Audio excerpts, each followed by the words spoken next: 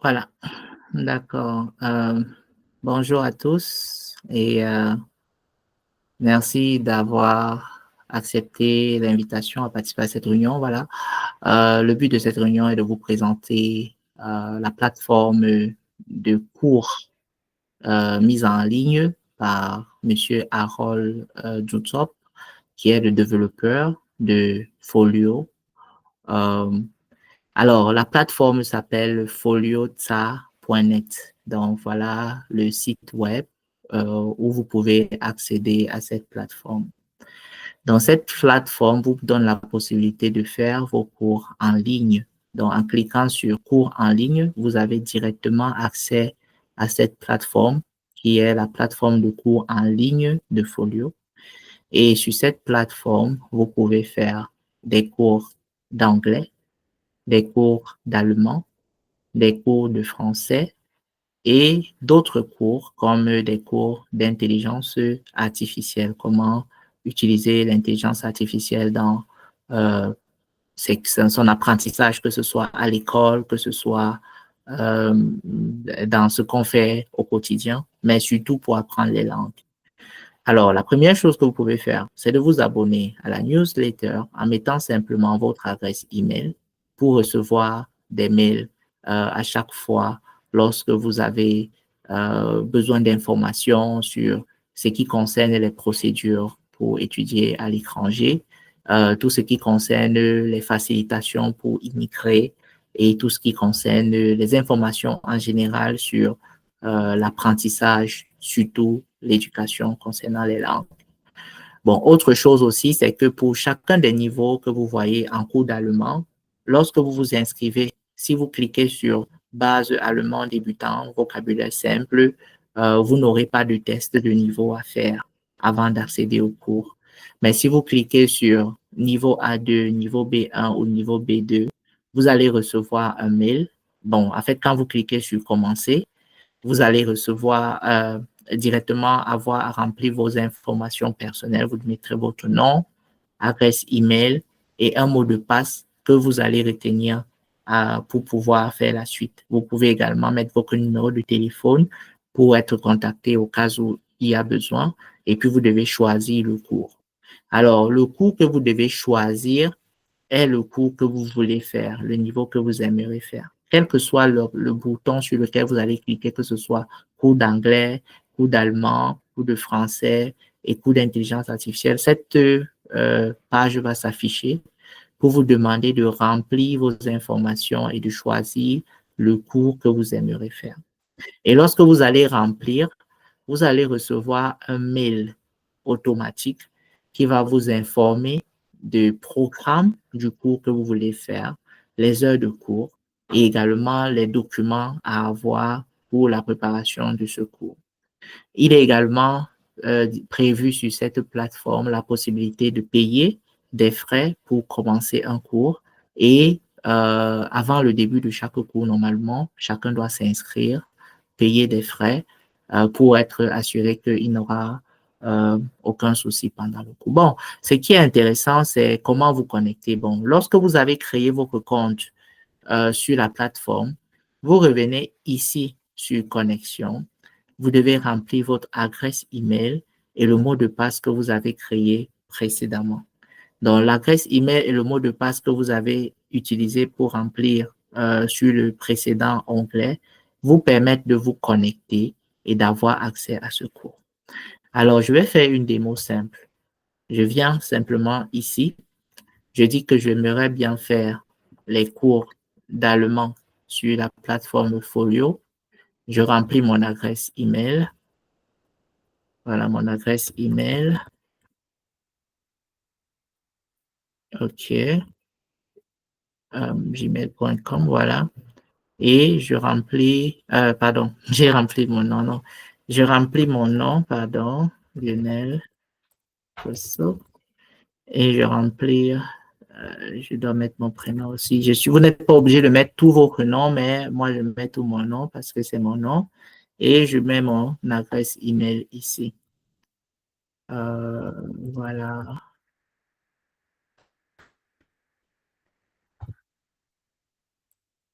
D'accord. Donc, maintenant, je mets un mot de passe qui m'est personnel. Donc, ça doit être 8 caractères minimum. Ça doit avoir une majuscule et un chiffre au minimum. Donc, par exemple, je mets un mot de passe quelconque euh, qui m'est personnel, que tout le monde ne doit pas connaître. Et voilà. Et puis, il demande de mettre un numéro de téléphone. Bon, je peux mettre mon numéro de téléphone de la Turquie ou le numéro de téléphone du Cameroun ou le numéro de téléphone de l'Allemagne. Ça dépend de vous. Donc, je vais mettre mon numéro de téléphone de l'Allemagne. Voilà. Ça s'affiche automatiquement, mais je vais le faire. Euh, voilà. Donc maintenant, il me demande de choisir un cours pour m'inscrire. Je dis, bon, je vais faire les cours d'allemand A1. Donc, je clique ici et voilà que j'ai rempli le formulaire avec toutes les informations demandées. J'ai mis mon nom, mon adresse email, le mot de passe que je veux utiliser, le numéro de téléphone que j'ai et j'ai choisi le cours que j'aimerais faire. Et puis, je clique sur s'inscrire. Le numéro de téléphone doit contenir uniquement des chiffres. OK. Donc, comme j'ai mis plus, j'enlève plus. Je dis s'inscrire. Voilà. Donc, quand je m'inscris, j'ai reçu automatiquement un mail dans ma boîte mail. Bon, je me permets d'ouvrir mon mail pour que vous voyez si j'ai bel et bien reçu un mail de Folio. Voilà.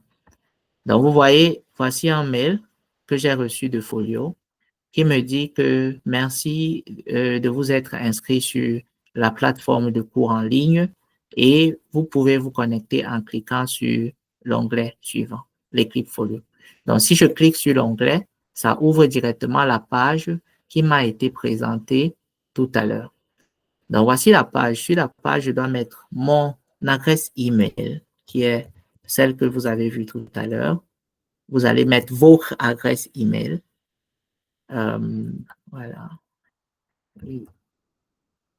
Voilà mon adresse email et puis le mot de passe. Donc, le mot de passe, c'est celui que j'ai mis tout à l'heure qui contenait des lettres et des chiffres.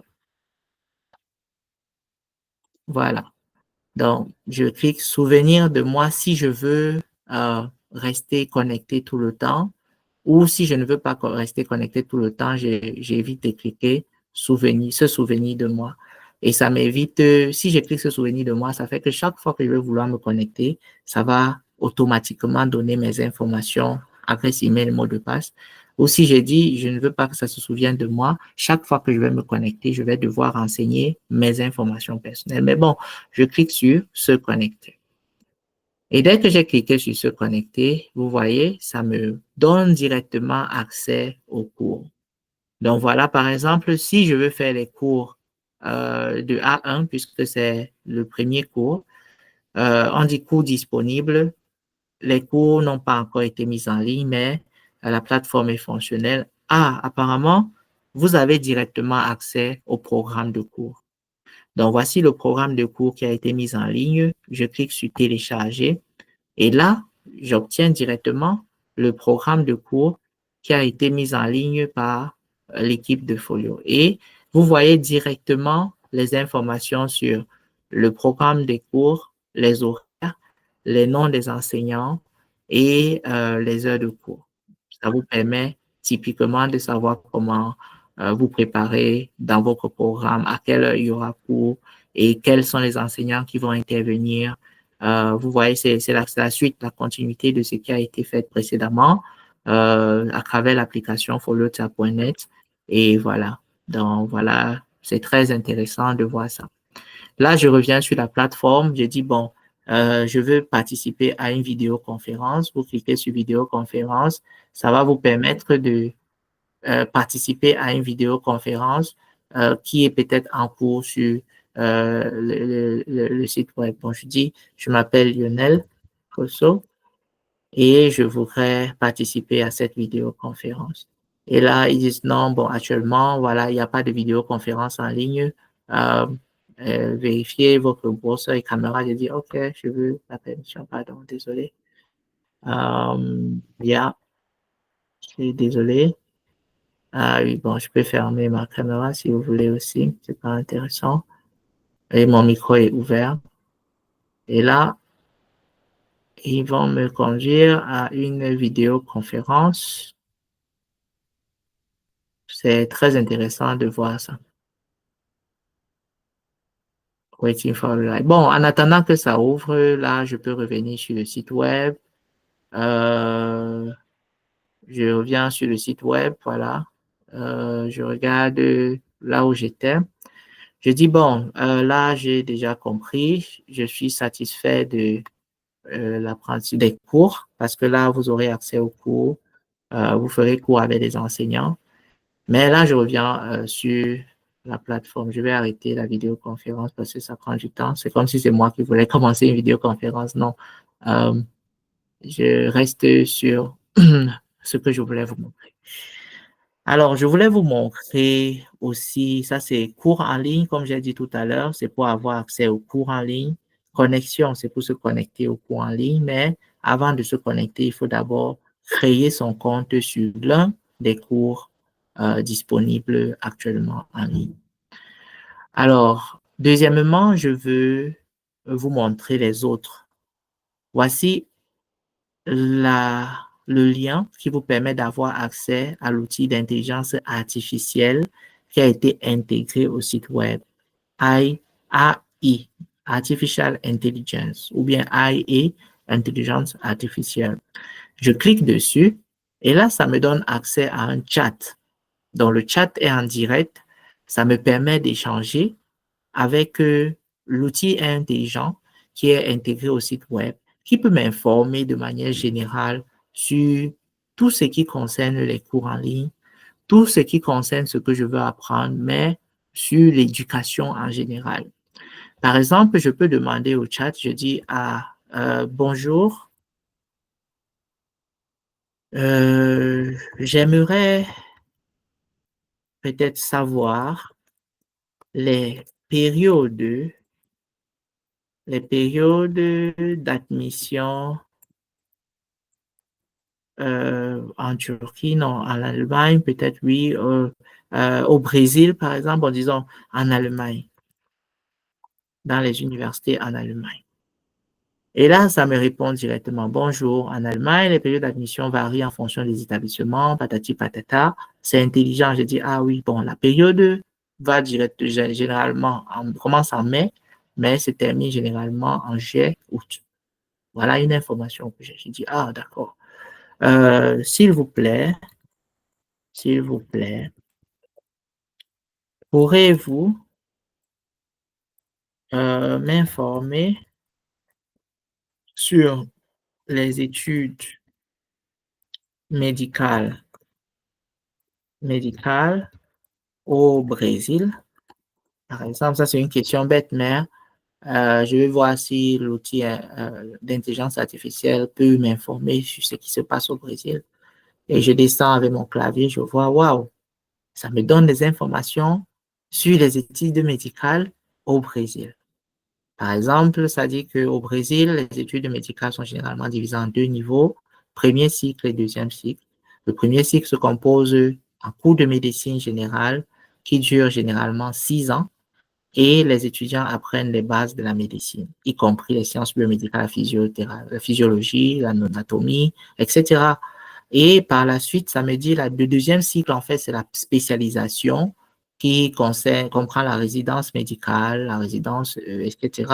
Voilà des informations que les gens n'ont pas, ils peuvent apprendre. Ah, mais voilà comment est organisée la formation médicale au Brésil. Et effectivement, ça ressemble à la formation médicale dans tout le monde entier. Les études de médecine durent 6 ans et après les 6 ans, vous obtenez un diplôme de médecin généraliste et après ce diplôme de médecin généraliste, vous pouvez faire une spécialisation dans un domaine souhaité.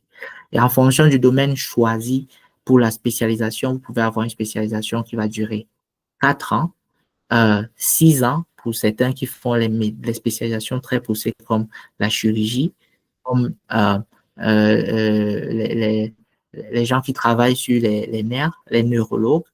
Et il y a des spécialisations qui ne durent pas longtemps. Ça peut être 4 ans, ça peut être 2 ans, ça peut être 6 ans, etc. Bon, il y a des spécialisations comme les chirurgiens, les neurologues, les cardiologues, les Il y en a tellement. Bon, je vais m'arrêter là pour quelques exemples. Les gynécologues, voilà, qui s'occupent juste des appareils génitaux.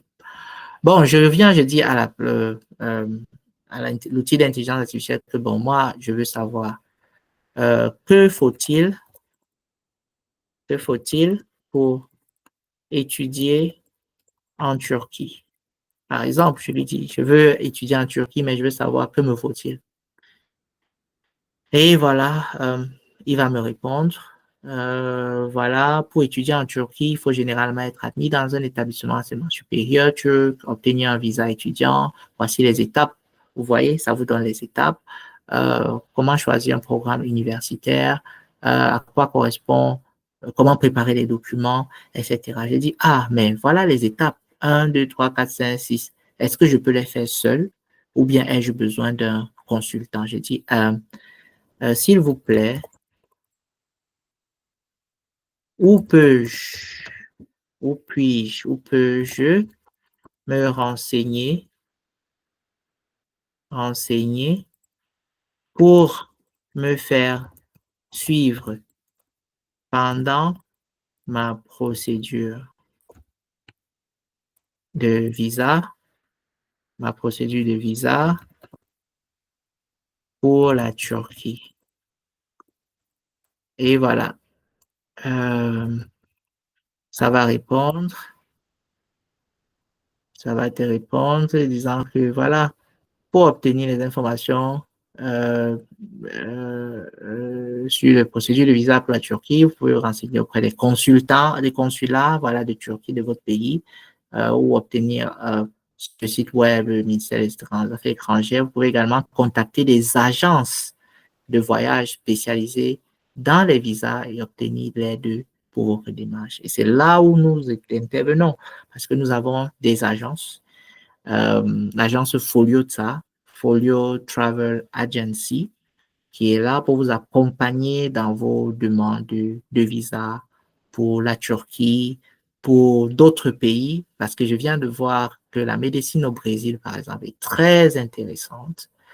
Euh, L'Allemagne, bien sûr, par exemple. Je voudrais étudier en Allemagne.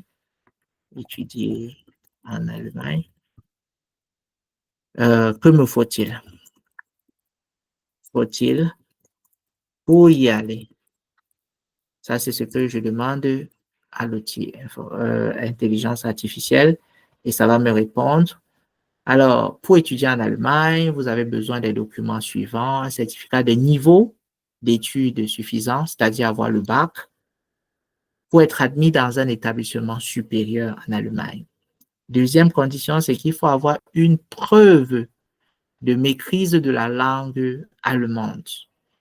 Généralement un certificat de test de compétences linguistiques qui peut être le test DAF ou le DSH et effectivement une étude pour un visa d'études. Donc, pour le visa d'études, il faut faire la demande auprès de l'ambassade et en plus, il vous faut une assurance santé, il vous faut des preuves de fonds suffisants et il faut aussi une preuve d'inscription dans un établissement d'enseignement supérieur. Et comme répondu précédemment, vous pouvez contacter des agences spécialisées dans les visas pour vous aider à obtenir votre visa et vous faire suivre la démarche. Et c'est là où nous on intervient encore, parce qu'avec Folio, vous pouvez nous contacter à Yaoundé, à Douala, à Bafoussam, à Tchong, à Bertois, etc. Mais nous sommes très disponibles aussi en ligne. Nous avons vraiment la possibilité de vous suivre, vous accompagner pour votre procédure à distance pour que vous puissiez aller dans le pays de vos rêves. Donc voilà, je vais arrêter là. Par exemple, je pose quand même une autre question à l'outil d'intelligence artificielle. Euh, je suis étudiant en allemand. Vous pouvez dire, j'étudie l'allemand. J'ai étudié, bon, je ne sais pas si ça se voit bien, parce que là, j'ai le clic de Google qui bloque un peu ça. Voilà, je peux mettre ça ici. Ok, super. J'ai étudié l'allemand. L'allemand. Je voudrais comprendre la différence entre le datif, bon, j'écris en allemand datif, Impérative. Bon, je peux laisser l'impératif. Pour ceux qui sont débutants, c'est-à-dire ceux qui apprennent encore le niveau A1, vous pouvez dire par exemple le nominatif, nominatif, nominative, l'accusatif et le datif, par exemple. Voilà, je veux connaître la différence entre les trois. N'oubliez pas, chaque fois que vous posez une question, vous devez cliquer sur Envoyer ou bien taper sur le bouton Ancrer sur votre ordinateur. Et là, ça vous dit euh, les articles définis au nominatif en allemand sont der, die et das. Au génitif, les articles sont des, der et des. Bon, là, au niveau A1, vous ne voyez pas encore le génitif. Par contre, l'accusatif a les articles définis tels que den, die et das. Et encore plus loin, le datif a les articles définis tels que dem, der et dem. Déjà, ça c'est juste un aperçu pour que vous voyez un peu de manière différente. Maintenant, les règles d'accord entre les articles varient selon les fonctions du genre, le nombre et le cas du nom au pluriel ou au singulier. Et en résumé, le nominatif est utilisé pour les sujets de phrases. L'accusatif est utilisé pour l'objet direct et le datif est utilisé pour l'objet indirect. Donc, si vous connaissez la différence entre le sujet, le complément d'objet direct et le complément d'objet indirect, là, vous savez que vous devez utiliser le nominatif lorsqu'il s'agit du sujet. Vous devez utiliser l'accusatif lorsqu'il s'agit du complément d'objet direct et vous devez utiliser le datif lorsqu'il s'agit du complément d'objet indirect. Déjà, à partir de cette réponse, vous savez que s'il est question de répondre à qui en allemand, vous devez utiliser le nominatif. S'il est question de répondre à quoi en allemand, vous devez utiliser l'accusatif. Et s'il est question de répondre à de qui ou de quoi, à qui ou à quoi, vous devez utiliser le datif. Règle simple. J'ai dit, bon, moi, je veux connaître, voilà, les temps verbaux en allemand. Les temps verbaux en allemand. Par exemple, je dis, je veux savoir quels sont les temps verbaux en allemand. Il y a 6 temps verbaux en allemand, principaux en allemand. Le présent, qui s'appelle Gegenwart. Le passé simple, qui s'appelle Präteritum. Le passé composé, qui s'appelle Perfect. Le passé simple, qui s'appelle Future 1. Le futur simple, qui s'appelle Future 1. Le futur composé, qui s'appelle Future 2. Et l'imparfait, qui s'appelle Plusquamparfait. Donc, en dehors de ces 6 temps verbaux, il n'y a pas d'autres temps verbaux. J'ai dit, ah, mais j'ai entendu parler du cognitif. C'est quoi le conjonctif? C'est quoi le cognitif? Cognitif 1 et le cognitif 2. Bon, ça, c'est ceux qui sont au B1. Et ça, c'est le conjonctif, en fait. Parce que là, il m'a cité juste les temps verbaux, mais pas, il n'y a pas le conjonctif. Le conjonctif, alors, c'est quoi? Je demande à l'outil, il me dit, il semble y avoir une erreur de frappe. Si vous faites référence, chose liée à l'intelligence artificielle, il est possible que vous vouliez parler du cognitive computif et du cognitive, ça c'est bon. Il a transformé ça en question informatique, mais j'ai posé des questions de langue. J'ai dit non, je parle du conjonctif. Je parle du conjonctif. Un et du conjonctif. Deux en langue allemande. Bon, je pense que je vais arrêter là parce que faut pas que je prenne trop de temps à vous expliquer comment ça marche, mais vous pouvez déjà percevoir que C'est un outil simple, utilisable par tout le monde, qui peut aider beaucoup de gens à faire ses devoirs. Alors, pour le conjonctif, il dit le conjonctif en allemand est utilisé pour exprimer une possibilité, un souhait ou une supposition. Il est généralement formé en ajoutant la terminaison appropriée au radical du verbe. Par exemple, le verbe gehen, qui veut dire aller, devient ich gehe, je vais, au présent de l'indicatif. Mais si je veux utiliser le conjonctif 1, c'est ich würde gehen. J'irai, au conjonctif 1. Le conjonctif 2, quant à lui, est utilisé pour exprimer une hypothèse, une condition ou un souhait irréel. Il est généralement formé en ajoutant la particule würde au radical du verbe, suivi de l'infinitif du verbe. Par exemple, le verbe machen, qui veut dire faire, devient ich mache, je fais, au présent de l'indicatif, mais ich würde machen, je ferai, au conjonctif 2. En résumé, le conjonctif 1 est utilisé pour exprimer les possibilités et les souhaits, tandis que le conjonctif 2 est utilisé pour exprimer les hypothèses des conditions irréelles. Alors, si j'ai fait ces deux phrases différentes, ces deux messages différents, c'était pour dire que lorsque vous allez utiliser le chat, c'est en fonction de comment vous allez poser la question que vous allez avoir la réponse. Donc, si vous posez une question incomplète, non détaillée, ça va vous répondre dans le sens que ça a compris. Mais si vous posez une question complète, bien détaillée, vous aurez une réponse précise sur ce que vous souhaitez savoir. Je pense que je vais arrêter là pour la présentation. C'est très intéressant de voir ça. Par exemple, si quelqu'un fait les mathématiques, il dit, je voudrais un cours sur les fonctions, sur les fonctions mathématiques. Les fonctions mathématiques. Ça, c'est pour niveau troisième. Voilà, classe de troisième. Donc, je lui dis, je veux un cours.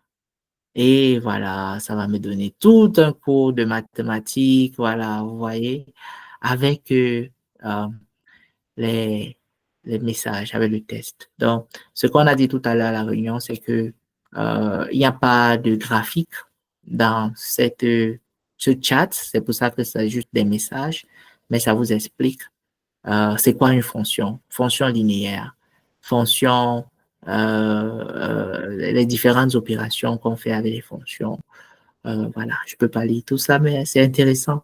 C'est très intéressant de voir ça. Et peut-être aussi ceux qui sont en ingénierie, par exemple, tu peux dire quelle est la différence? Quelle est la différence entre les moteurs à deux temps et les moteurs à quatre temps? Par exemple, ça c'est pour ceux qui font la mécanique, qui travaillent sur les moteurs. Et là, ça va te répondre en disant que voilà, ouf, waouh, ça explique tout, les moteurs à deux temps, voilà, et les moteurs à quatre temps. La principale différence entre les moteurs deux temps et les moteurs quatre temps réside dans le cycle de combustion. Voilà, les principales distinctions, le moteur à deux temps effectue deux cycles complets, tandis que les moteurs à quatre temps ont des systèmes tout ça là, c'est détaillé, voilà, très détaillé dans la réponse. Je pense que ça peut aider beaucoup de gens qui apprennent quelque chose à s'informer.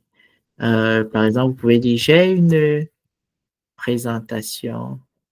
Non, pas j'ai une pré- Peux-tu m'aider à faire une présentation PowerPoint sur quel sujet, par exemple? Je peux dire sur la biologie moléculaire. Biologie moléculaire. Voilà. Je demande pour savoir s'il peut t'aider à faire une présentation sur la biologie moléculaire. Et voilà sa réponse. Ce qu'il faut mettre dans le PowerPoint. Voilà les slides. Slide veut dire un slide. Et le titre de la présentation, biologie moléculaire. Deuxième slide, introduction. Qu'est-ce qu'il faut insister dessus? L'importance de la biologie moléculaire dans la compréhension des mécanismes cellulaires et aussi génétiques. Et puis un autre slide sur description de l'hélice de l'ADN. Un autre slide sur transcription et traduction, le processus, comment l'expliquer de l'ADN à l'ARN. Un autre slide sur l'application en biologie moléculaire des techniques de manipulation de l'ADN, comment faire un PCR, séquençage de l'ADN, etc. Et puis, conclusion, en résumé, voilà les points abordés, etc. Donc, avec ça, quelqu'un qui veut faire une présentation prend juste l'organisation que ça propose et organise sa présentation PowerPoint avec cela et obtient Excel. Ça, c'est vraiment très intéressant. Allez, je vais arrêter la présentation là. Donc, c'était pour vous présenter la plateforme Foliota que vous connaissez déjà, qui est celle-ci, foliota.net. Voilà. Et avec cette plateforme, vous pouvez faire tellement de choses. Vous pouvez apprendre des langues avec des cours en ligne. Vous pouvez utiliser l'outil d'intelligence artificielle pour travailler à l'école ou bien pour vous former ou bien pour faciliter votre apprentissage même de la langue. Par exemple, l'outil d'intelligence artificielle, vous pouvez écrire en allemand, par exemple, Guten Tag, et ça vous répond en allemand, par exemple. Voilà. Donc, c'est pour vous dire que ça parle toutes les langues. Ça demande comment ça peut vous aider en allemand. Et tu dis, ich würde gerne Deutsch lernen. Je veux apprendre l'allemand. Et voilà, vous pouvez dialoguer avec lui. Il vous dit, waouh, ça c'est très bien. Euh, L'allemand est une très belle langue. Voilà, il y a des ressources pour vous aider. Il y a des plateformes online où vous pouvez apprendre et nous pouvons vous donner des exemples. Et vous vous dites, kann ich eine Online-Plattform, äh, ein Beispiel, ja. Kann ich ein Online-Plattform-Beispiel haben? Spiel haben? Donc, est-ce que je peux avoir un exemple de plateforme en ligne? Et là, il vous répond, voilà, il y a des plateformes connues telles que Amazon. Et oui, il y a Amazon Éducation, c'est vrai, mais c'est Folio qu'il fallait répondre, chère intelligence artificielle. Donc, il y a les plateformes comme Folio, ça, qui vous aident à, à acheter. Non, elle y a répondu Amazon par rapport aux achats. Non, non, non, on ne veut pas acheter. On a dit lernen, pas. Voilà, peut-être il a compris, comme j'ai demandé, si je peux avoir une plateforme en ligne. Non, il faut préciser online plateforme Deutsch zu lernen. Donc, je veux une plateforme pour apprendre l'allemand. Parce que là, il m'a donné une plateforme pour acheter des trucs en ligne. C'est Amazon, c'est connu. Maintenant, je veux une plateforme pour apprendre l'allemand. Et il me dit, ah oui, bien sûr, il y a des plateformes en allemand, pour apprendre l'allemand telles que Duolingo, oui, c'est vrai, qui est gratuit, c'est vrai. Il y a aussi des jeux, Spielereich Deutsch lernen. Par exemple, oui, bon, ça c'est Duolingo, il décrit Duolingo, vous pouvez apprendre la langue en jouant avec, en apprend en jouant, oui, c'est vrai. Babel, par exemple, qui est une plateforme, Deutsche Welle, qui est une plateforme, aussi un site web et aussi un journal avec des audios et des vidéos. Rosetta Stone, ça c'est aussi en anglais. Mais tu n'as pas cité Folio, mon frère. Et tu dis, bon, was ist Folio Travel Agency? Darfur, pourquoi il a cité tout ça, il n'a pas cité Folio? Je veux savoir pourquoi nous sommes là. Et puis, il disait, Folio Travel Agency ist ein Unternehmen oder eine Agentur, das sich für die Organisation Reisende. Waouh, ça c'est intéressant. Je vais écrire ça en français pour que vous compreniez. Donc, ils disent que Folio, c'est une agence qui accompagne les gens pour leurs projets de voyage et les voyages, les vacances, qui se spécialisent pour le voyage des vacances. Ah, mais c'est intéressant. Donne des, bon, je pense que ça, c'est de manière générale. Hein. C'est pas vraiment seulement Folio de ça, mais je pense qu'il y a aussi beaucoup de Folio à travers le monde. Folio Travel Agency donne des possibilités de faire des packages de voyage et aussi des voyages individuels pour les clients. Mais c'est intéressant ça. Réservation d'hôtels, voilà, des avions.